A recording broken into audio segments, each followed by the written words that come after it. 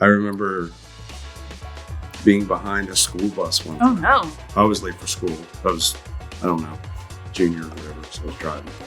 And I tried to get around the school bus. And there was black ice on the road. And immediately, like, my car literally did a 360 and I hit the bank. Nobody was hurt. Nothing was damaged. Yeah, at least you hit the bank. Because snow, it's like... Yeah. So, got myself situated again, got back behind the bus. And all the kids in the back of the bus were like, whoa, whoa. I bet.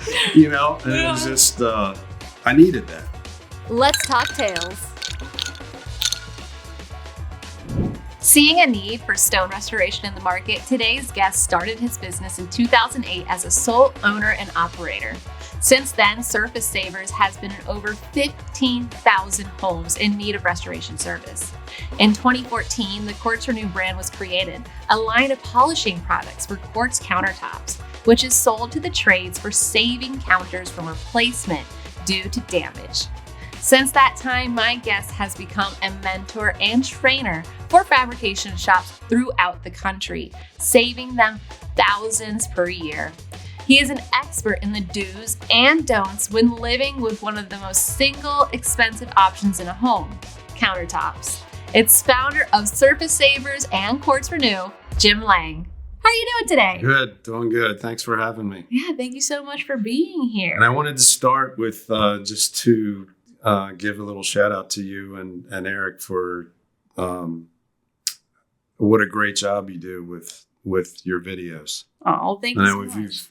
We've done, 3 or 4 over the past 4 or 5 years. And, you know, I get a lot of comments, good comments about the quality of the video. And you guys are just great to work with. So I wanted to throw that out there first. Oh, thank you so very much, Jim. Yeah, well, you're such a pleasure to work with, too. It's been great.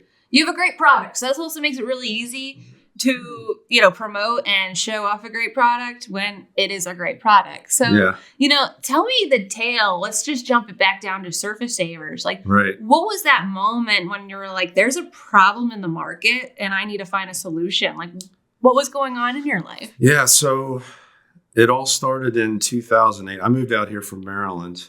And I know, a fellow Maryland person. Yeah. Oh, that's right. Right. Yeah. Literally like 45 minutes away from each other. Yeah, that's crazy. Yeah, so 2008, I moved out here to work with a kitchen distributor, and at that time we were selling to big builders, and we all know what happened in 2008. So I came out in 06 and 08. The building crash happened. The company I was with literally doing about 800 kitchens a month. At that time, and by 2008, we were doing about 30 kitchens a month. So it really crashed hard, and I was collateral damage in that. So I was laid off, and for the first time in my life, my back was kind of against the wall, and it was a really tough time, but it ultimately ended up being a blessing. That's when I started the company, and that's how I started in the business. Right out of college, I was working in the industry, but I was doing running fabrication shops. So I had that background, and it was just kind of that aha moment when I realized, there's a lot of people that make tops, but there's not a lot of people that repair tops. Right. And I knew that it was always a big need, people, and you think, I get this comment a lot. It's like, oh, that's all you do is just repair countertops. And like, yeah, believe it or not. It's huge though. It's amazing. Like really, like it's magic. It's magic to me because you're thinking like, there's no way. Like to me, one of the first things that we were able to do with you was see how you like make seams disappear. Right. I thought I was like, there's no way. There's no way. Like these are two separate pieces. How do you make it one piece? Right. And that's, I think that was our first big video that we did. Yeah. And just that customer alone. So that, just to give you that scenario, because we run into that a lot. So there's the fabricator who installs the kitchen, the seam, it's a beautiful kitchen. But the homeowner was just distraught over the visibility of the seam, and it really just, and I don't know what they paid for that kitchen, but I hear it a lot where people pay upwards of $50,000, $60,000, $100,000. I was just talking to a fabricator the other day that finished a kitchen that was over $500,000 worth of countertops. Wow. So when you put it in that context, the ability to repair things that happen is a pretty big deal. Yeah. And people, homeowners really, they take it very seriously. And a kitchen's a place that you spend a lot of time in. It's Yeah. not like, a spot in the room where you're never in, Right. a closet. You upgrade It's where your you closet. entertain. Yeah, I mean, exactly. it's kind of the center of the house. Mhm. It's where you all come together to have meals. Yep. The biggest upgrades you should do is your kitchen and your bathrooms. Those are the two. They always Right. say, all realtors, if you want to get more money for your home, Right. upgrade your kitchen and your bathroom. And what Exactly. do those need? Countertops. Right, exactly. So- And just as a result of that, I mean, a lot of our work happens when people just buy a home or they're getting ready to sell it, Mhm. because they know that there's something wrong with it. It'll be a negotiating point for the person that's buying it. Mhm. So there's a lot into that. But that video, that situation we're talking about with the video, the fabricator that put it in, seam wasn't great. Homeowner was not happy. They hold money Mhm. from the fabricator. So now the fabricator calls us saying, help, Oh, because I'm in a jam. The homeowner's not happy. So our company comes in as almost like a referee, to tell the homeowner it's going to be okay. Yeah. You can fix this. And the fabricator's like, thank you, God, more than a that you like a can do pinch this hitter because here. they Yeah. can't do it. Yeah. And that's really the core of our business, and so we've been trucking along since 2008, just doing that every day. We do anywhere from 3 to 6 jobs a day, Mhm. and it's been great. And you're just saving people hundreds of thousands of dollars potentially because, Yeah. you think about it, that person could have said, this is bad. I need, I'm not going to pay the fabricator. Now I'm going to want something else that's going to get fixed. Now the fabricator's not getting their money. Right. The homeowner could have potentially spent more money on, a lesser product even. Right. Instead, you can kind of go in there like almost more like superheroes. I don't think referees going to have a bad, taste in Yeah, people's mouths. that's kind of what I feel like. Yeah, no, a most bit of the more of time. a superhero. You come in and you save the day for both the homeowner and the fabricator because, they need to be able to make sure their products look good, which Right. they may not have thought a seam was a big deal, but it is. Like, It I is. know there's a spot in my floor. I told the installers when they were doing it that there was something wrong with the panel, and they're just like, yeah. And then they never fixed it. And what do I look at every day when I go in Right. that room? That one spot on the panel. Yeah, you can't unsee You it. can't unsee it. And Yeah. so it's the same thing for a homeowner. And then same Right. thing too. Kids can just make so much damage, Right. scratch marks. And, it's one of those things where you don't want to get too angry because you're like, oh, it's just a thing. But it's an expensive thing It that is you an like expensive thing. and you wanted and that you Yeah. should be able to take care of. So Yeah. it's great that you have these types of services and products. Yeah, and you work hard all day. You come home. Your home is your sanctuary. It's your fortress, and you want it to be nice. Mhm. Especially if you've just had a new kitchen installed or something like that.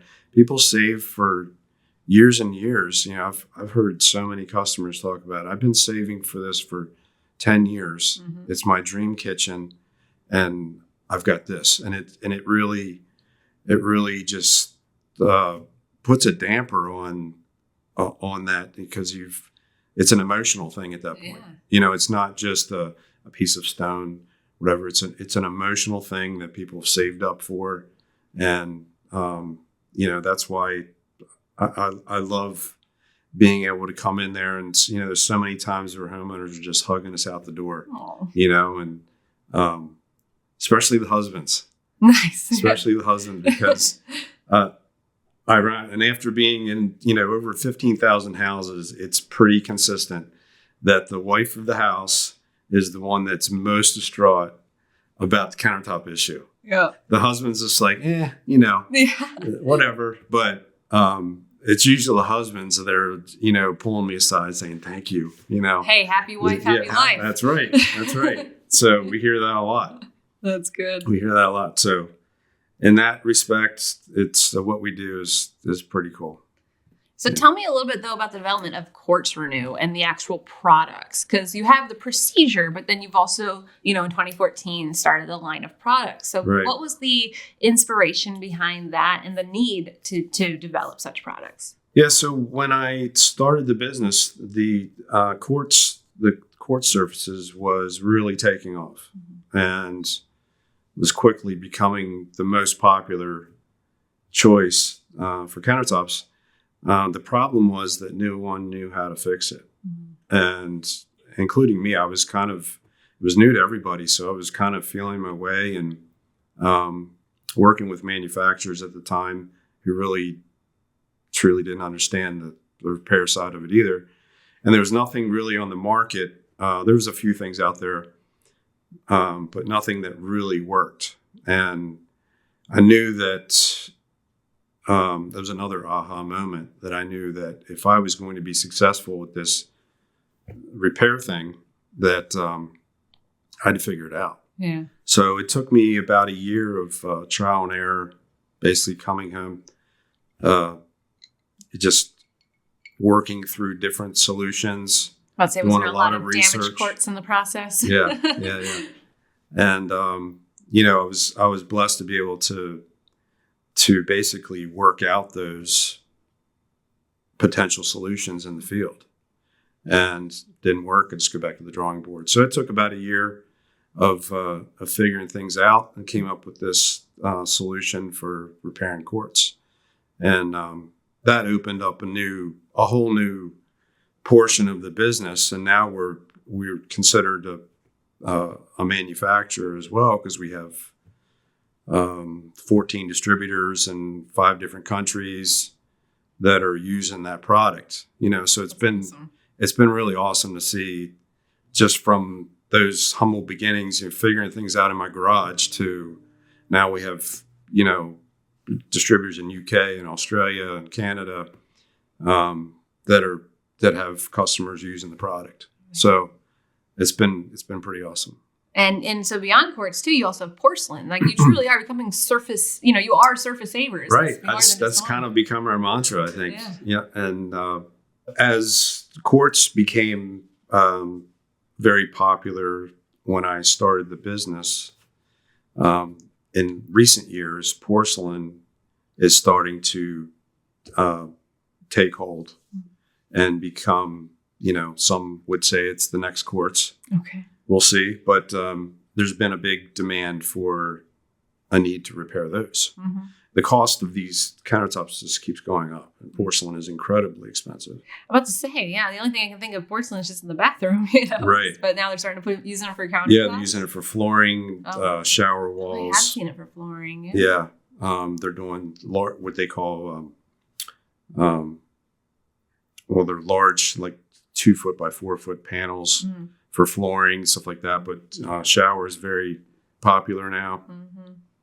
So we developed the porcelain kit for that, and so now we have 2 different levels to address those issues. So very excited about that. Yeah, and so if you're obviously here in Arizona, if someone in back home in Maryland wanted to learn how to do this, could they hire you to teach them, or what would be a way that a fabricator could hone these skills and obtain these tools to, help people on the East Coast? Yeah, they could reach out to us through the quartzrenew.com site.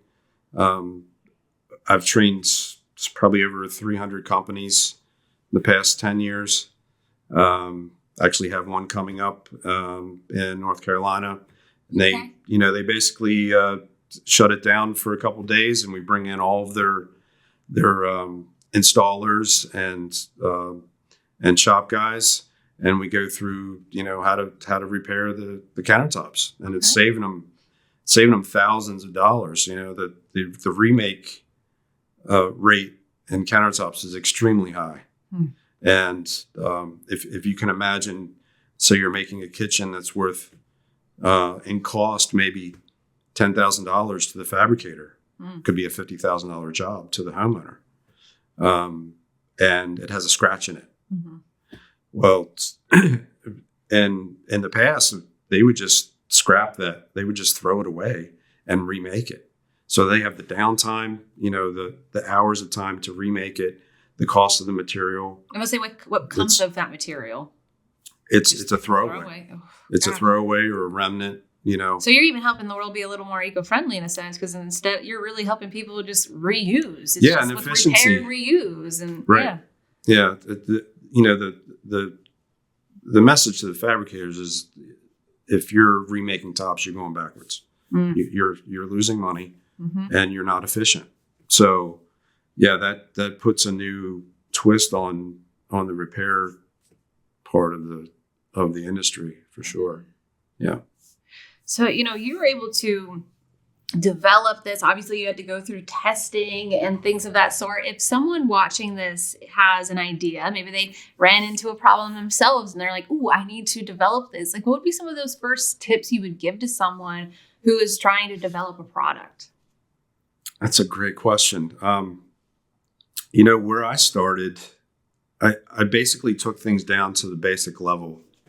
It'll seem a little nerdy, I guess, but I thought about what are these countertops made out of? So quartz, for example, it's a man-made product, but it has natural quartz in it.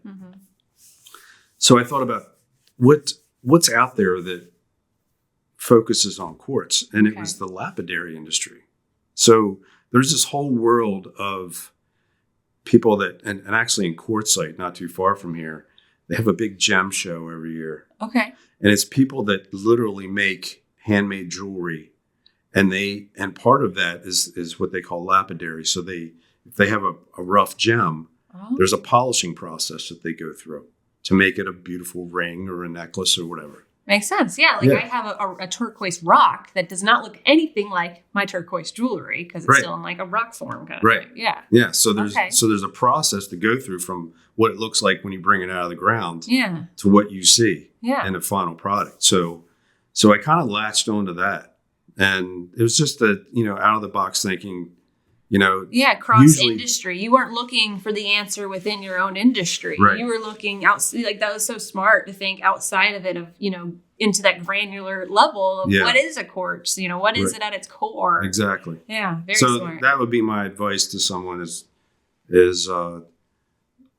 scrap whatever business that you're in and resources from that industry, because if it was found there, somebody would have already done it, right? So sometimes you really have to think outside of the box and borrow from here, borrow from there, and just do a lot of research. There's so much information, and we live in a lucky time. Yeah. We really do. I remember when I was a kid, my source of information on the world was my encyclopedias that I had in my room. Yes. Right. And if it wasn't in there, it didn't exist. Right. And now the world is just so open. I mean, anything that you want to research, you can. And you can find it easily. From your phone. I feel like even the library, the Dewey Decimal System, like, it was a system, but still it took me some time trying to find that exact book I wanted to find. Right. And so, you're right. Now you can Google it, and you get a million different sites you can look at. But I do think there's a little bit more, do I trust everything that comes up in the search? So you definitely have to be your own person still and decipher what's useful and what's not. But that really helped me for sure in developing a path, I guess, to go down. Yeah. Yeah. No, that was really smart. Just looking outside the industry, because you're exactly right. If there was an answer in the industry, then you don't have a new solution, because there already is one. Right. And so, it's kind of look outside of what you're trying to manufacture. Yeah. Love that. And it's, there's a lot of skepticism in my industry, aside from homeowners, fabricators, stuff like that. You come out with something new and it's like, this works. Trust me. I've used it hundreds of times already. And they're like, well, I don't know. That's a little sketchy, because they're kind of with that mindset where I don't see it in my industry, and no one else has come up with it. So who are you? And, but that's, over time we've really proven it, and the sales have shown that. And I get emails from people all the time, which is probably the best part of what I do. I got a random email from somebody in the UK a couple months ago. Homeowner has never polished a countertop before, and he sent me a picture. They damaged it somehow. I can't remember. But he says, I'm pretty handy. I've seen your video, the scene video. Okay, nice. Yeah. And he says, I think I can do this. Can you kind of guide me? And I was like, absolutely, I'll guide you. So I'd give him step by step. And of course, the time changed. So this conversation took a week. But I said, okay, this is the first thing I would try. Don't go crazy. Just, do this, see what you get. Then he'd send me a picture. Yeah. I'd say, okay, you're on the right path. Right. Now do this. And totally guided him through it. And he's saved a, $5,000 countertop that he just bought. He just got it. And, his wife was ready to kill him. I bet, yeah. And it was awesome. I mean, and that's just kind of under the radar. Nobody really knew about that conversation. I think this is the first time I'm saying it publicly, but it's, that's awesome. That really made the process that I went through to figure things out very rewarding. I just love hearing these little kind of just superhero moments in life. And in every industry, you can find situations where I joke saying you saved a life, but no, you potentially really saved a marriage, saved a situation. Truth, $5,000 is not, the cheapest. It's a lot of money. That's a lot of money. Yeah. For something to put your glass on. Exactly. Right? I mean, to put some break it down. On. Yeah. For what it really provides, in your whole life of things. That's a lot. But still, you were able to save it and not have all the dwells, because it's not just the finances. It's what's beyond it's the emotional impact behind the finances if they have to fix it again. And we don't know what else they're going through in their life. Maybe one of your other stories where they were saving for years to finally have this countertop to then, he put a piece of material that he shouldn't have, which leads me into my next question. You have all the do's and don'ts. So could you give me your number one don't that you think people do way too often with their countertops that lead them to damage or issues? Absolutely. So every type of countertop has their do's and don'ts. So start with quartz, because that's kind of our specialty. And I've seen it so many times. Definitely have to put it out there that crock pots are the leading cause of cracks in quartz countertops. Wow. And, frankly, most people don't understand what they have. They know it's quartz. They saw it on HGTV. It looks pretty. But outside of that, they don't really understand it. Yeah.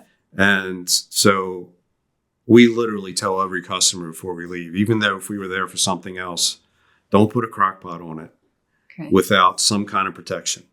Okay. And it would be a thick protection, like a kitchen towel. Like a wood cutting board. A wood cutting board is ideal because it doesn't transfer the heat. Oh, perfect. But it really throws people off because crock pots are raised off the surface and you don't think there would be an issue. But the fact is that they're sitting there cooking for 8 hours usually. Yeah. And there's no insulation under those. So the top gets so hot you can barely touch it.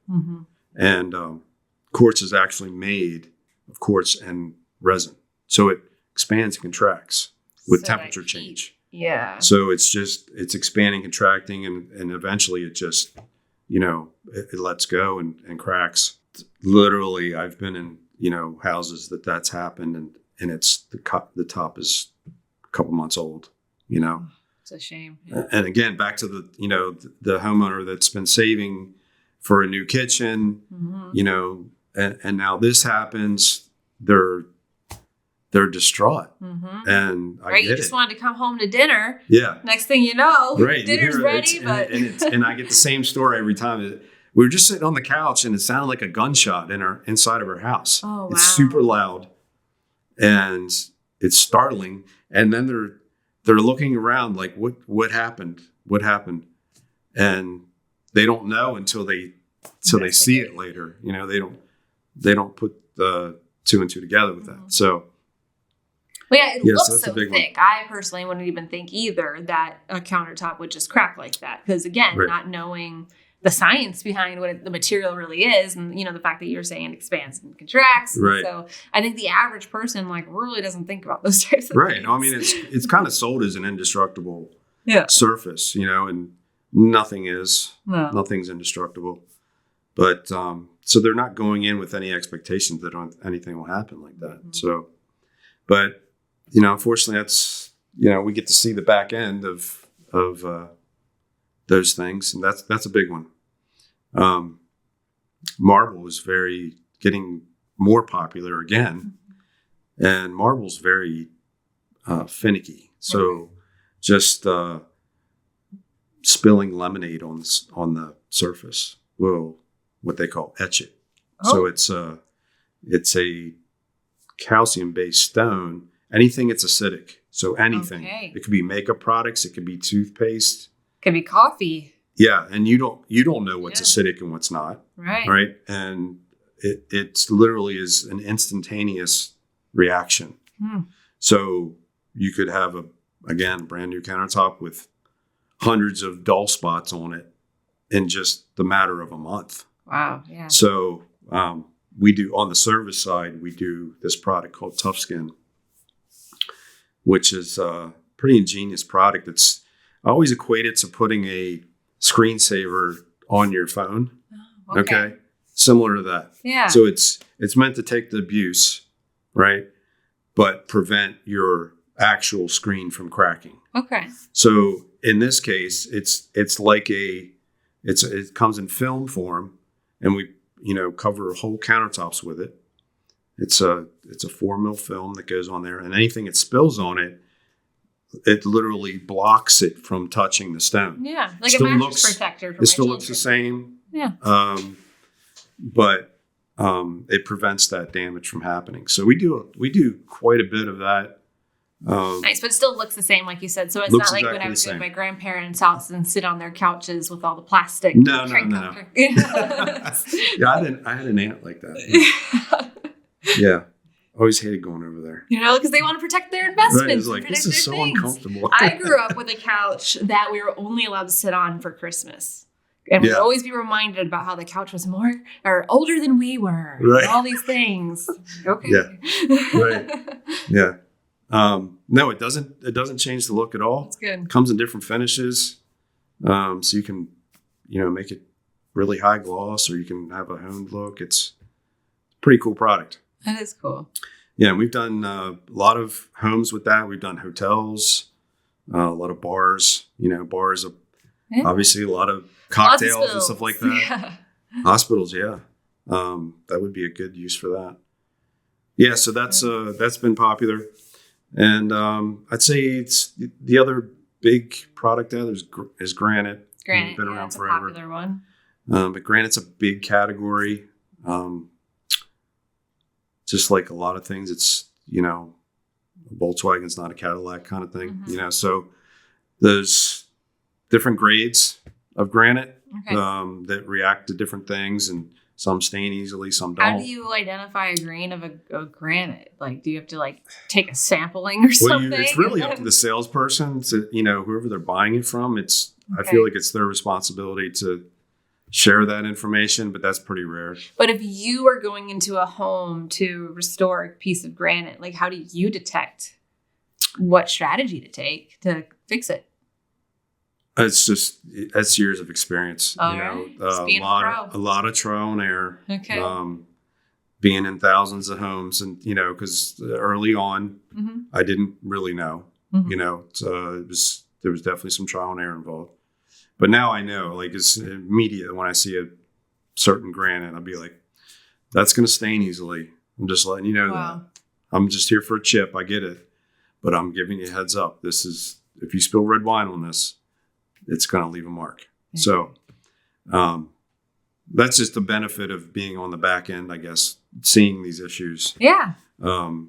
As opposed to a fabricator that they're making the top, it goes in the house. They don't really get that feedback. Right. Yeah. They install and they're done. They don't have the longevity of what's the history of this countertop and what happens with it. Yeah.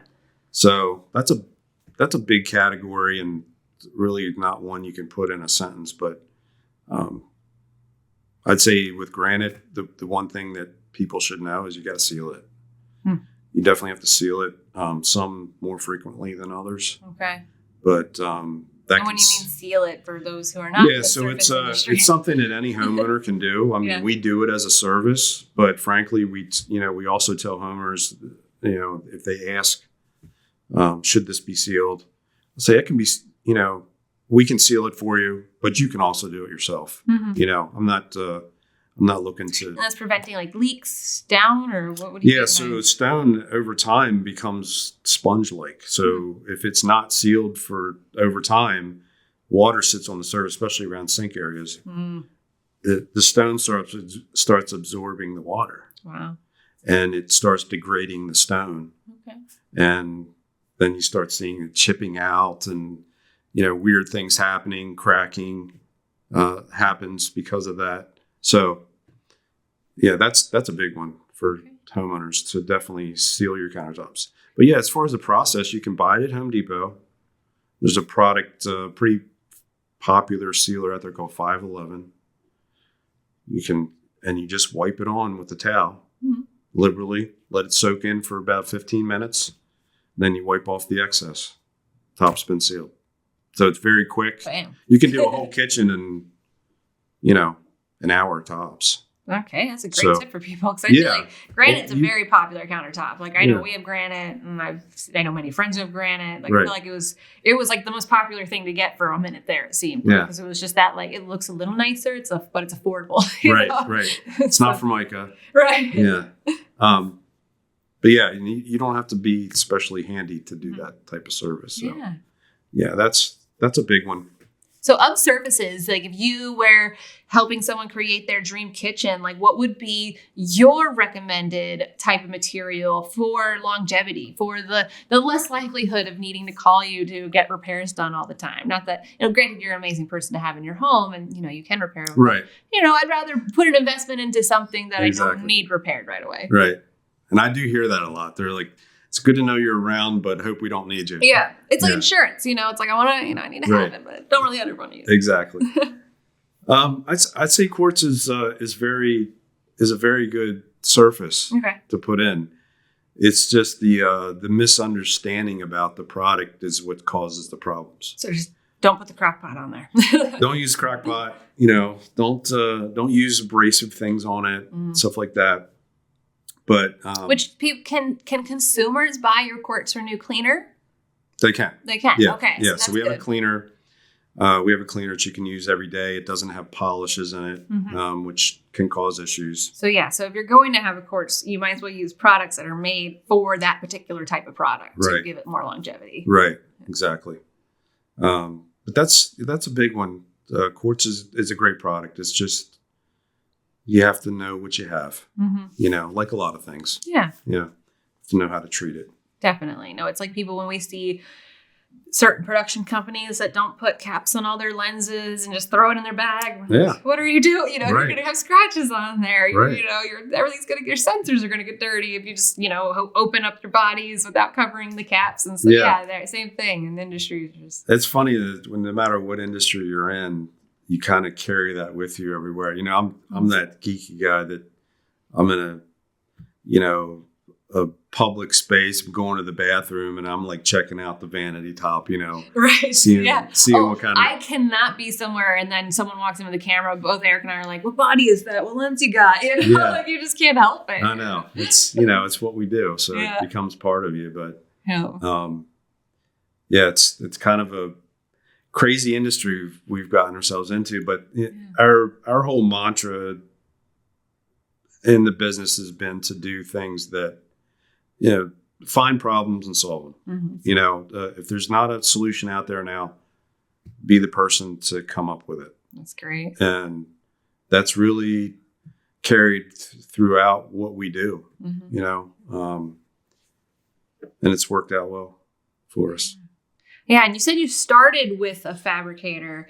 I'm just curious, like, Jim in Maryland growing up, like, did you just dream of countertops and fixing things, or what was No, I just kind of tripped into it. Yeah. When I got out of college, I'm going to age myself here. I got out of college in 1990. And that's when the first Gulf War was happening. Mm-hmm. My intention was to be a social scientist. Oh. So I went to Salisbury State, which you probably know, and had a sociology degree. And so that was my intention. Well, when I get out of college, because of the war, they were cutting back a lot of the governmental programs, especially the social programs. Mm-hmm. So people that had been with the government in those programs were being furloughed. So as a person fresh out of college, I kind of got blocked right away. Mm-hmm. And it just set me on my path. So I'd always kind of been handy, just kind of naturally. And one thing that led to another, and that's where I ended up. That's awesome. So, you just leaned in on your natural skill sets. You didn't force anything to happen. I've always been that kind of person that just, I'm not big behind the desk. Mm-hmm. I like to see what I've done. If I build something or fix something, right? I just like, I like seeing my work visually. I've always been like that. So you visually know you made a difference. In some industries, if it's more like data input, you don't really feel and know you're making that difference. But for you, like, you even get the hug at the end of the day. Like, know you're making a difference. Yeah, and I kind of need that. I think that's just how I'm wired. Yeah. I'm very simple person like that, I guess. Like, when you go back to when you were a kid and you do something and your parents are like, "Good job, Jim." Yes. And that's part of me still likes that. I just need that. It makes me feel good about what I do. And I'm glad it turned out the way it did. That's awesome. Yeah. Me too, because you do great work. Yeah, thank you. But it's interesting you say that good job thing. Recently we had a parent-teacher conference, and they actually try to tell you don't say good job to your kids. Because then they get conditioned to wanting to constantly hear that validation that they've done a good job. And then when you go into the work industry, sometimes you're not always given that feedback. And then it hurts with their self-esteem of like, oh, I'm not being told I'm doing a good job. I'm not being told, like, am I doing a good job? And they start doubting it. And so now I guess parents are told we're supposed to say, like, tell me more about that. Or it looked like you worked very hard on that. Try to have more of a dialogue around it rather than just a simple, like, good job. I don't know. That's interesting. Yeah. I don't think I agree with that. Okay. I do disagree with everyone getting a trophy. I was livid when my son got in T-ball a participation trophy. Just because I think also, like, I worked so hard to get my first trophy in basketball. I worked so hard. And then when you get it, it's just that accomplishment of like, I earned this, like I won. But just to receive things that then although I think it makes losing not hurt so bad, but I think it's okay to feel, to know that it doesn't feel good to lose and that you don't want to feel that feeling. Yeah. Yeah. I just think there's something in having some grit. Mm-hmm. I think that's something that's really carried through with me my whole life. Mm-hmm. My idol growing up, being a Marylander, I was a big baseball guy. Oh, okay. And I played up through college. Cal Ripken. Yeah. Cal Ripken was my guy. Mm-hmm. And he wasn't the best shortstop ever, but he played for a long career. What was he known for? He beat the record for consecutive games played.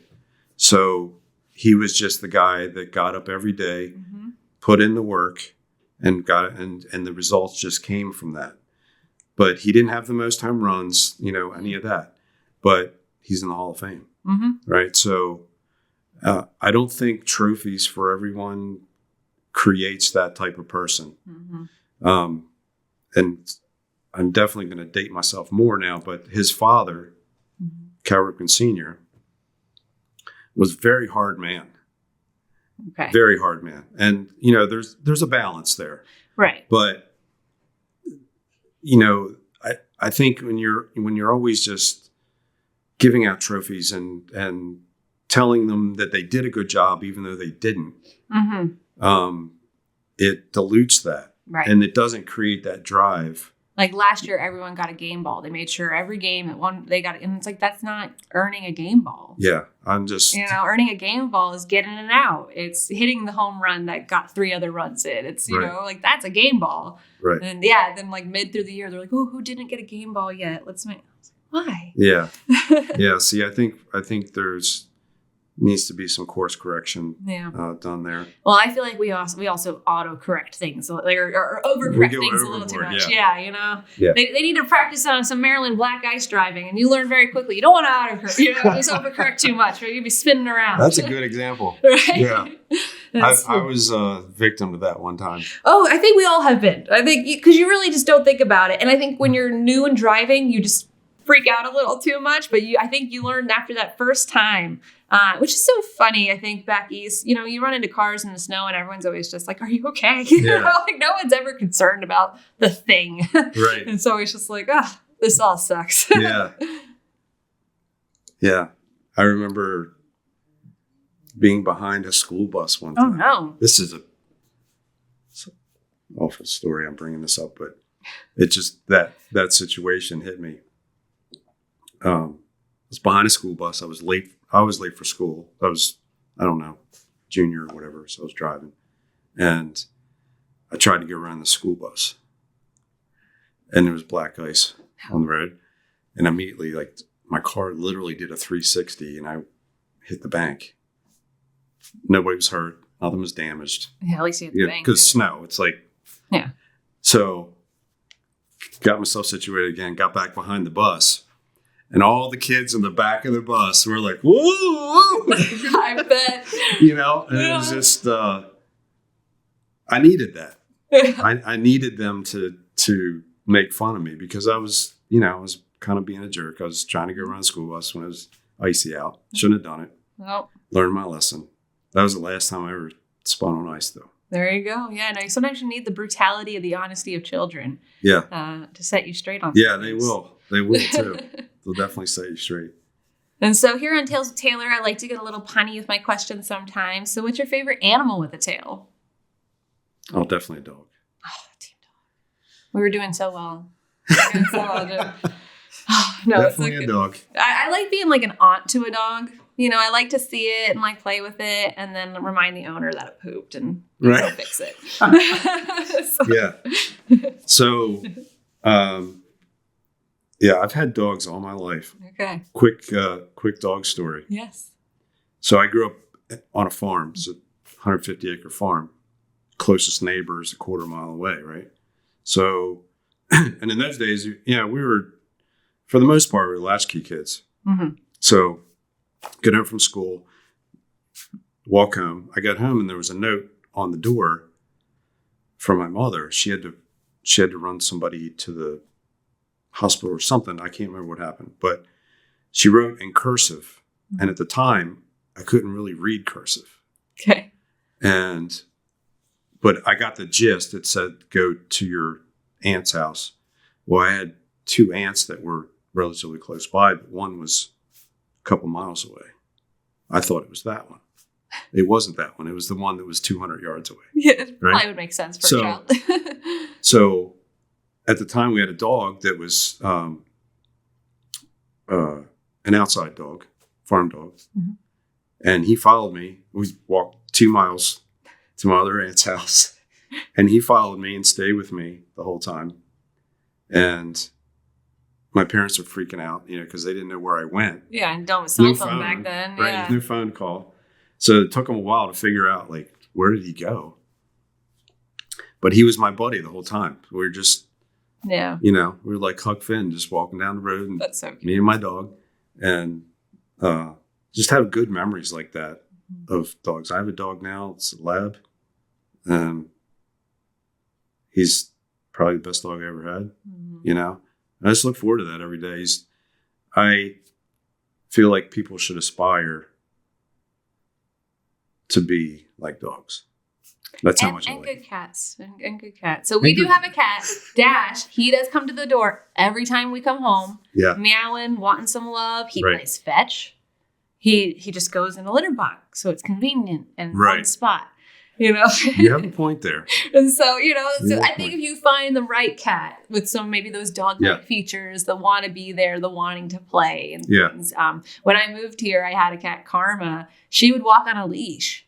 Like when I would stop at a gas station, I'd put her on a leash. We'd walk around, so she had some of those dog-like features, always at the front door to greet you and say hi.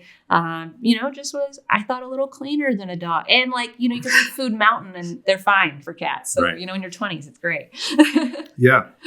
That's a good point. Yeah. But dogs are sweet too. I do I think all animals are sweet. I feel like our friendship just separated. No, we're good. We're good. I was liking you until the dogs. So I feel like I need to have a tally of the dogs versus cats. It's mostly, but then it's fine because we have the random, someone who said an elephant. I've had a tortoise. So. Oh, really? Yeah. Okay. So, I've had someone claim that every animal has a tail. That was a fun interview. Okay. I'll just be on the lookout for that one. Yes. Yeah. And then here we're enjoying one of your favorite cocktails, which is a rum punch. So why the rum punch? Why is that your favorite? Yeah, I have a good buddy that used to live back east, and now he's living out here, actually. No, that's what we do. You move here, and you convince everyone to come over here. Right. I'm slacking a little bit on that front, but I've definitely been advocating. Yeah, he turned me onto it, and it just fit. Mm-hmm. We're always by the beach. It was just, you always feel different when you're at the beach. And did you do Virginia Beach or Ocean City more? Ocean City. Yeah. Yeah. Ocean City is way better. Yeah, my parents, we went there every year for vacation. Oh wow. Every year. To the point where my parents actually bought a condo there. Nice. So, there's just incredible memories going to the beach every year. Never forget it. I had a blast every year. Yeah. And I'd take my, some of my buddies would go down with me. We'd spend a week and, and my parents were great with just, they just let us go do our thing and, walking down the beach, hitting on girls and, doing beach stuff. Yeah. And it was great. I'm glad that was part of my childhood. Yeah, that is awesome. And Ocean City has just such a cool boardwalk vibe to it and everything. Yeah. Yeah, it's an awesome place. The blue crab thing is in my blood. Yeah, people always ask me if I'll eat food here, seafood here, and I'm like, I can't. It's just where did it come from? I can't do that. You can't even get blue crabs. I mean, I guess you could, but no, I wouldn't trust it. No, I wouldn't trust that either. Yeah. No, just going to Maryland, having that's a crab cake. When you eat those crab cakes, they're just full of crab. Even just thinking about in Baltimore, if you go to Baltimore, it's when the catch came in. Yeah. So you're a little more okay, that's fresh.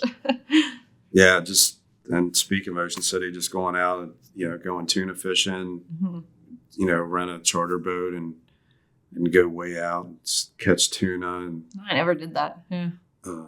And bluefish. I mean, it was just great. I really do miss that part. Mm-hmm. I love Arizona. I don't think I'll ever leave. Yeah. What originally got you to Arizona? The job. The job. Otherwise I probably would have never come out here. Really? Well, good thing for that job. Yeah, I'd still be in Maryland.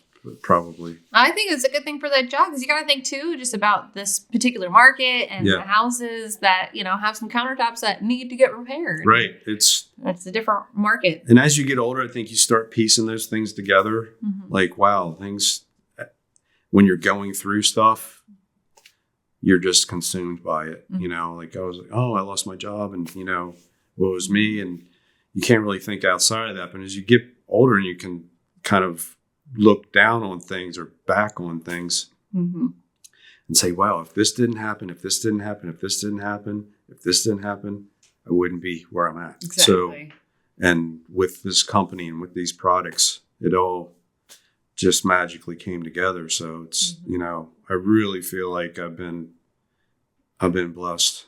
It's definitely been not to get religious, but it's been a God thing for me, for sure.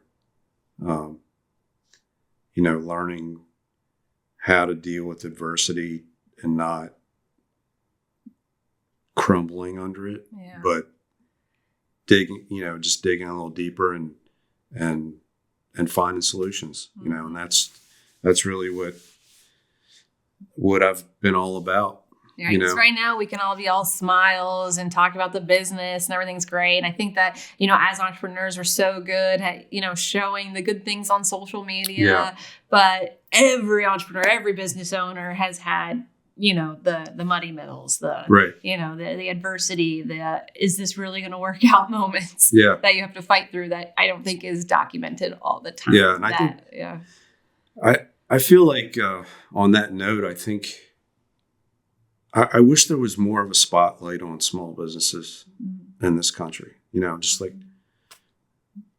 like you and Eric, with me, there's so many people like this. It's the majority of business in the country. And I feel like it's just can be such an uphill battle sometimes. There's a lot to juggle.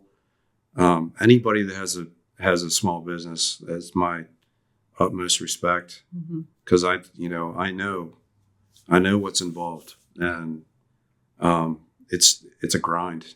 It's a grind, and no one wakes up with systems and a team and all those things. You just have to.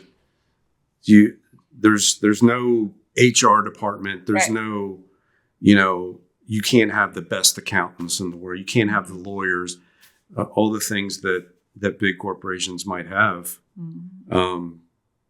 So you have to be good at a lot of things, and just like we finally do, we have an accountant, but sometimes I'm talking with them, they're talking in their lingo. Yeah. And I'm like, hey, I know enough to be dangerous here, but, help me out. Like I fix countertops for a living. Right. Exactly. Yeah. I'm same conversations when I talk to my CPA. I'm like, I can make a video. I don't explain this Excel spreadsheet to me. Right. Yeah. What am I looking at? Yes. Yeah. So. And that's where it reminds me of a book that I listened to, Who Not How.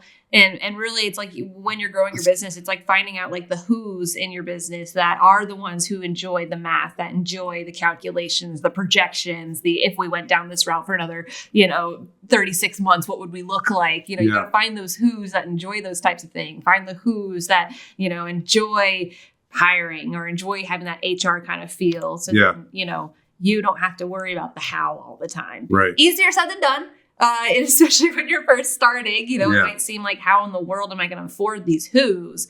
But things like, like admin, like I know when I finally hired someone to help us with follow-up, it felt like, okay, how am I going to afford, this wage? But at the same time, it's like, you can't afford not to, because if you're not able to do what you're special at and restoring the countertops, and you're just spending time sending invoices or doing follow scheduling, and so. I can give somebody a great example to what you're talking about. And you've probably seen it, but on our YouTube channel, it's when I first started doing a video, the product first came out, when the Quartz Renew product first came out. I made a video. It was in my house. I had terrible lighting. I had a camcorder. Yeah. Somebody was filming a camcorder with the mic on it. Well, I was 6-7 feet away, so it was like echoed. Yeah. Right. That was my first video, and it, I worked within my means. Yeah, and something is better than nothing. But if you look at that video on my channel, fast forward to the one that you guys just did. I mean, come on, it's night and day. Yeah. So. And when you think about the investment, it's like, well, you didn't have to spend the time setting things up. You didn't have to spend the time trying to edit. You didn't have to spend the time, and so that's another thing that when people are calculating, a who versus a how, it's like, well, your time is something you can't get back. Right. You cannot get your time back. So you got to put that as a way higher value than, what a dollar. It's an excellent point, because most people don't put if you ask the average person walking down the street, what is your time worth per hour? Mm-hmm. Not what do you make at your job? Yeah. No, what are you worth? What is it worth? Yeah. Right.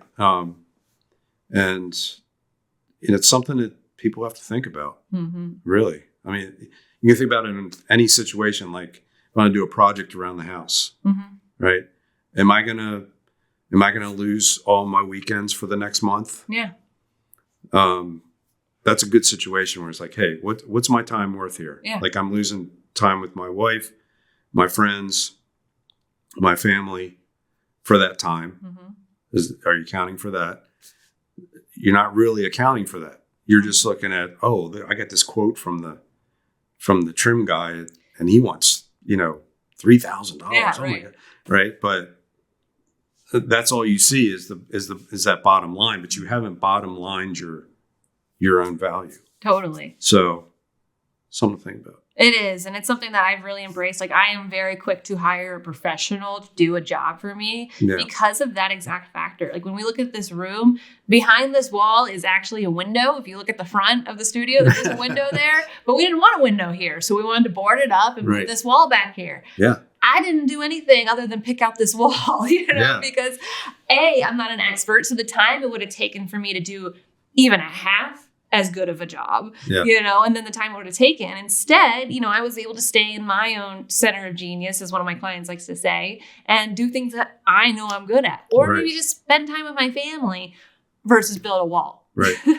Exactly. And so, and that's not making you money.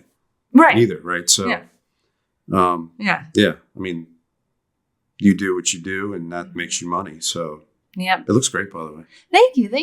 We did. Yeah, you did a good job, Dave, our handyman. Looks like it grew there. I know, right? It was supposed to be here. What window?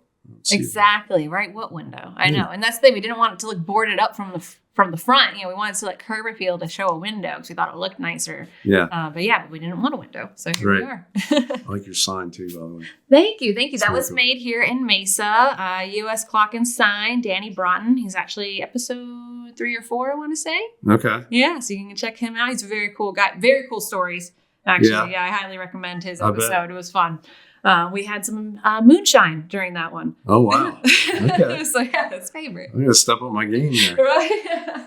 Coming in with the old rum punch. No. I think it's delicious. It's so good. Stuff. I was mixing it last night. I'm like, that's pretty good. Yeah. Oh, so yes. And, I mentioned a couple of books that I like, and this could be for education or entertainment, but what are some tales that you've loved to either read or listen or watch, perhaps even a movie? I'm not a big reader. Okay. That's fine. I'm big on Audible personally. I do a lot of Audible. I do a lot of podcast stuff. And I think that's, it's all the same. It's all knowledge. Yeah. Right around COVID is when I realized that because we do, a lot of drive time, some days, 3-4 hours of driving. And it's like, wow, this is lost opportunity here. So I really got big into Rogan, Joe Rogan podcast.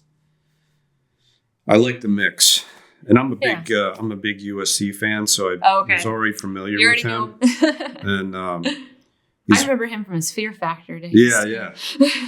But he's always been pretty straight shooter, and that's important. I like people that I sense I can really trust, and he's proven that.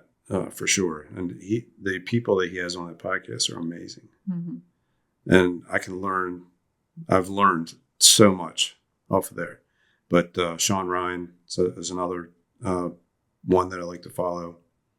And PBD, Patrick Bet-David. He's a up and coming, well, I don't say up and coming. He's already there.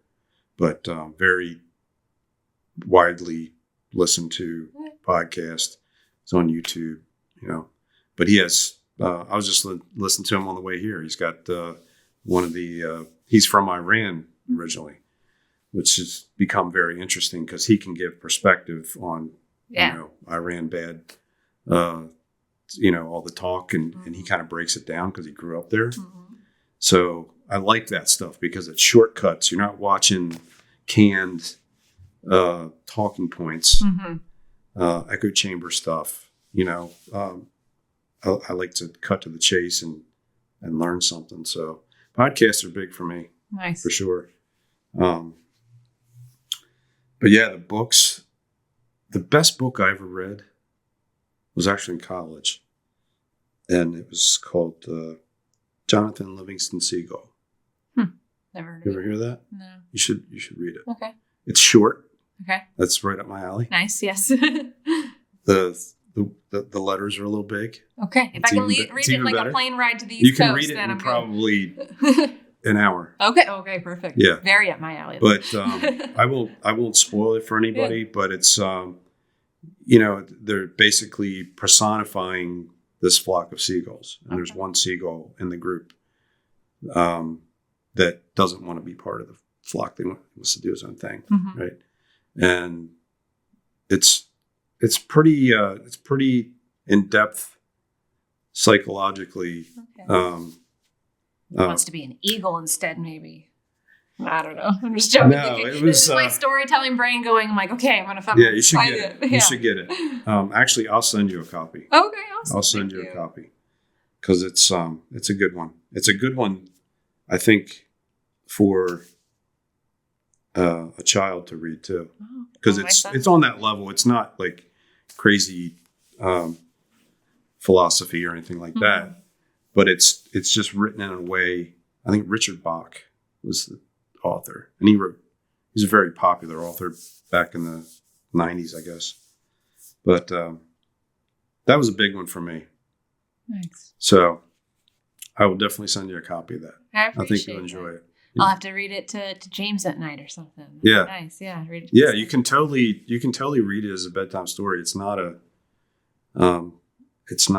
something that a child wouldn't understand. Yeah. They probably won't understand it to the level. It can be taken different levels, right? It's just like the Dr. Seuss, like, the places you'll go. Right. Like that one has so much like deep philosophy into it. Yeah. And you really, go in. Like I remember reading it recently to him and I was like crying at the end of it. And he's like, what's wrong? I'm like, this is so deep if you really think about it. Yeah. Yeah. It's that type of book. Okay. Yeah.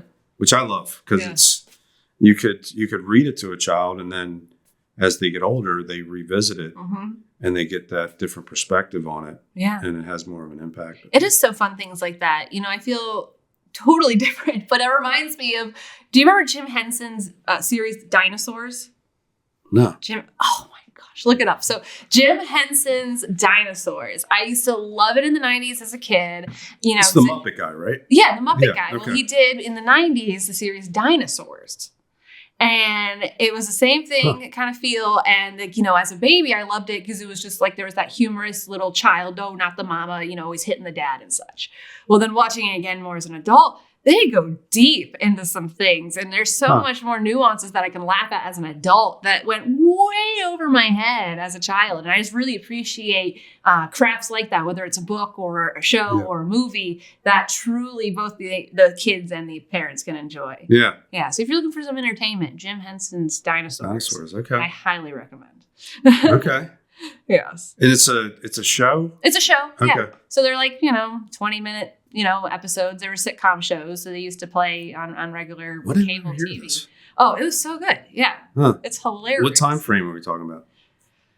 I would say it was probably like early 2000s. No, it was like 92 to like 90, maybe 98, I would say. Okay. Or so. Something around that. But yeah, pre 2000s for sure. Okay. Yeah. Pre 2000s. Yeah. Yeah. So if you're looking for something fun, you might want to just look up Dinosaurs. I will check it out. Yeah. Absolutely. Especially because I can watch it.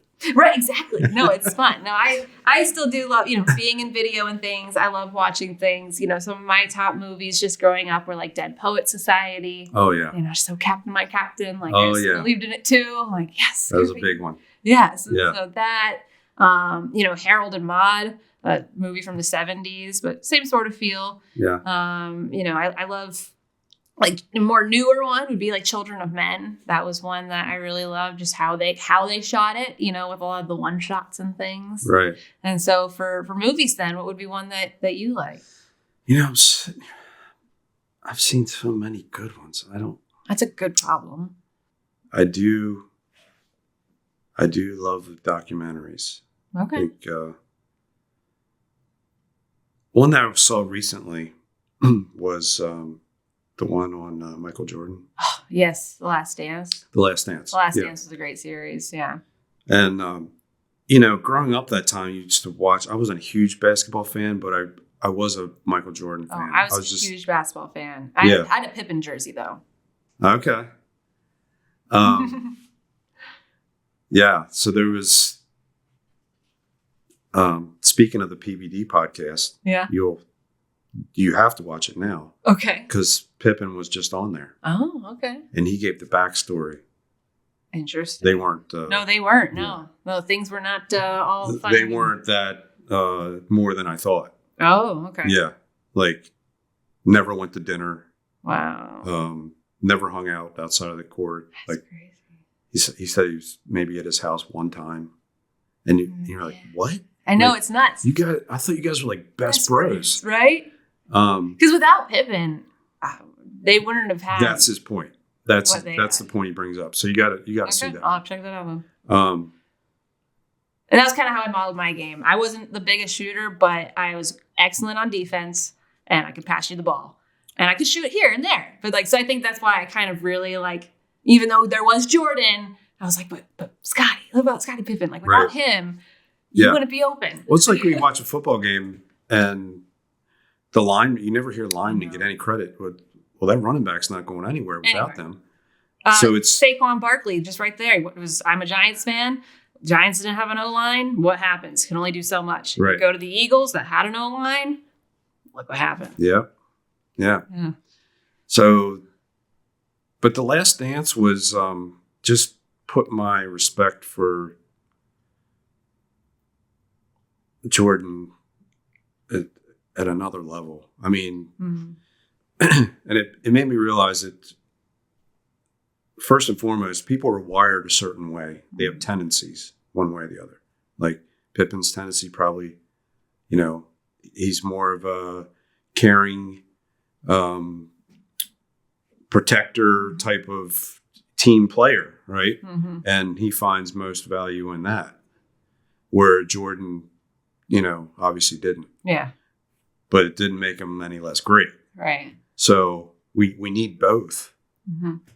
But for me, it made me fall in love more with Phil Jackson, personally, just to see that he could facilitate his personality. He's like a guru. Right? Yeah. It's his Buddhist practices. Yeah. I was just able to stay calm. He was something else, man. Talk about thinking outside of the box. Like that's a great example, actually. Yeah. He created the triangle offense. Yeah, he was unlike any other coach. Like he was such an outside of the box thinker that, and it paid off. Mm-hmm. So you can't just keep doing the same old. Yeah. But yeah, Last Dance was a big one. But I really love those types of documentaries that kind of go under the surface, especially if it's something that you've witnessed in history. Mm-hmm. Like, okay, I saw all this happen with my own eyes and how I perceived it and how I remember it. And then you see that and it's like, whoa, there was like a whole nother level to what I witnessed. It's impactful. I really like it. Yeah, I would definitely agree. Did you see the one that Tom Brady did? With the Patriots series, yeah. Yep, saw that. Loved seeing the episode where the Giants just ruined their perfect season. Yeah. Yes. Yeah, what is it about it? What is it about? I don't know if this is an American thing or if it's universal, but just like with the Chiefs, right? Mm-hmm. Everybody wanted the Chiefs to lose. I didn't want the Chiefs to lose. No? I wanted Saquon to win. Not the Eagles. I would never say that. Yeah. Ever.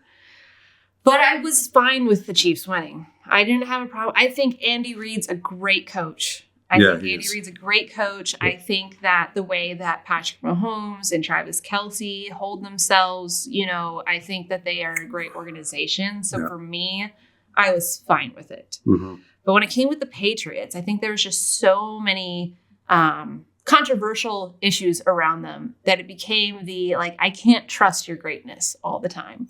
Yeah. And so I think that's where it became such a let's hate on the Patriots Mm-hmm. unless you're a Patriots fan. Yeah. Perhaps. But, No, I agree. yeah. It's generally, though, I think once someone wins for a while, Mm-hmm. people want them, Down. they want to see them lose. It's just like an automatic response. Yeah. I don't know. Like UFC, I'm very avid UFC fan, and we watch fights almost every weekend.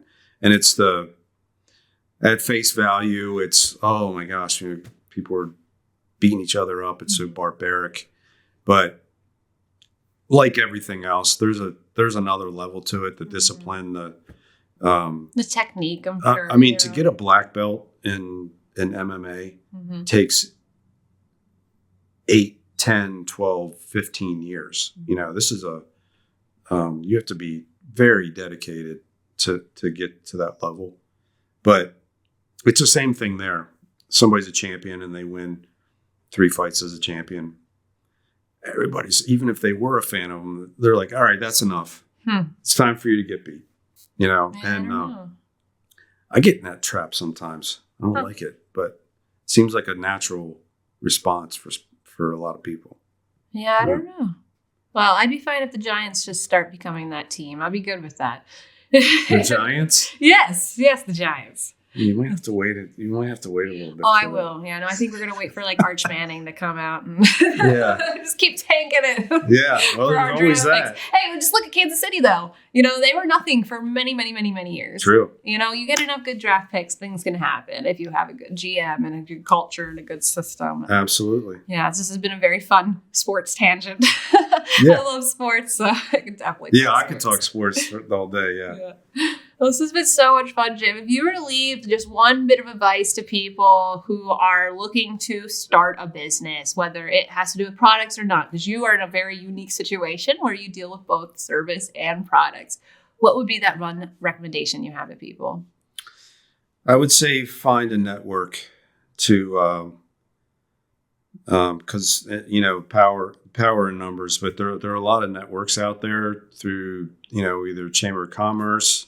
There's a great organization out there called SCORE, where they're retired executives or retired CEOs that can be a sounding board and can kind of guide you through the ins and outs. And they're free too. They're free. They're free. Yeah, I've used SCORE in the past. Was about to make critical decisions, just to basically, here's some way, because I'm essentially a sole proprietor. We're a very small company. There's only the 3 employees, and it's not like I can go to them and ask their opinion. I need and advice. You're entering waters that no one had ever really been in so much. Like, yeah, people have done manufacturing, but it's a little different. It wasn't like you could go to a colleague and go, how exactly did you do this? Right. So, yeah. Yeah. Just, a great example for me was when I wanted to trademark the Quartz Renew name. Right. And that's a whole process, and lawyers and all that. So, that's one of the things I went to SCORE about is, how does this process work? What can I expect? How much does it cost? These are all unknowns. You just don't know. And sometimes you can feel very alone as a business owner, especially early on, because it's like you say, it's uncharted territory. You're just kind of out there doing your thing and feeling your way. So if you have a group that you can go to, with people, because I know personally, if a new business owner came to me, and anybody that's maybe listening that started a business, look me up. I'd be happy to help, because there's so many things that I went through that I wish I had help on, and I would be more than happy to help if I can. So with that said, how can people stay connected with you? We'll make sure to put all the links in the show notes, but what would be the best ways to get connected with you? I think through our website. So we have 2 websites, the surfacesavers.com, the surfacesavers.online.com. If you're looking for service to be done, you can put inquiries in through that. And through the quartzrenew.com, my email is right there. You can just click on the link at the bottom of the page, comes right to my email, and can help you out that way too. Awesome. Well, thank you so much for everything that you Thank do. you very much. Thank you for saving so many people's lives through saving their countertops. I'm doing my part. Well, this has been such a pleasure. Cheers. Thank you again. Thank Cheers. you.